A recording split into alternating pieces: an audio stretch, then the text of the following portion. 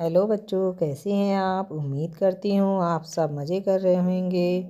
बच्चों, आज मैं आपके लिए कहानी लेकर आई हूँ जो आपको बहुत पसंद आएगी। कहानी का नाम है जो भी होता है अच्छे के लिए होता है। तो शुरू करते हैं आज की कहानी। एक बार भगवान से उनका सेवक कहता है, भगवान, आप एक जगह खड़े खड़े थक गए होंगे। एक दिन के लिए मैं आपकी जगह मूर्ति बनकर खड़ा हो जाता हूँ और आप मेरा रूप धारण कर कर घूम आओ। भगवान मान जाते हैं, लेकिन शर्त रखते हैं कि जो भी लोग प्रार्थना करने आए तुम बस उनकी प्रार्थना सुन लेना, कुछ बोलना नहीं। मैंने उन सभी के लिए योजना बना रखी है। सेवक मान जाता है। सबसे पहले मंदिर में एक व्यापारी आता है और कहता है, भगवान, मैंने एक नया कारखाना डाला है, उसे खूब सफल करना। वह माथा टेकता है तो उसका बटुआ नीचे गिर जाता है। वह बिना बटुआ लिए ही चला जाता है। सेवक बेचैन हो जाता है। वह सोचता है कि रोक कर उसे बताए कि उसका पर्स गिर गया है, लेकिन शर्त की वजह से वह कुछ नहीं कह पाता है। इसके बाद एक गरीब आदमी आता है और भगवान से कहता है कि घर में खाने को कुछ भी नहीं है, हमारी मदद करो। तभी उसकी नज़र बटुए पर पड़ती है। वह भगवान का शुक्रिया अदा करता है और बटुआ लेकर चला जाता है। अब तीसरा आदमी आता है। वह नाविक होता है।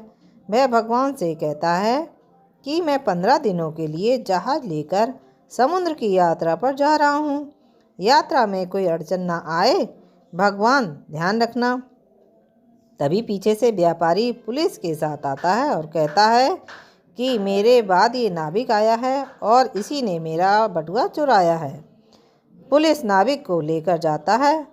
तभी सेवक बोल पड़ता है कि बटुआ गरीब आदमी ने चुराया है। सेवक के कहने पर उस गरीब आदमी को पकड़कर जेल में बंद कर दिया गया। रात को भगवान आते हैं तो सेवक खुशी खुशी पूरा किस्सा बताता है।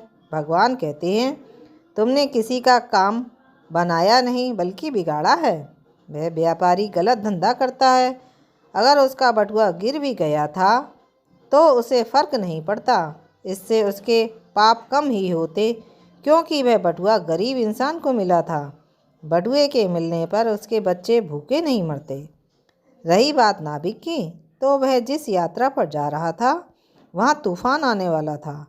अगर वह जेल में रहता तो उसकी जान बच जाती, उसकी पत्नी विधवा होने से बच जाती, पर तुमने सब गड़बड़ कर दी। कई बार हमारे जीवन में भी ऐसी समस्याएं आती हैं जब हमें लगता है कि ये मेरे साथ ही क्यों हुआ, लेकिन इसके पीछे भगवान की योजना होती है। इस कहानी को याद करना और सोचना कि जो होता है अच्छे के लिए होता है। बच्चों, आपको मेरी कहानी कैसी लगी?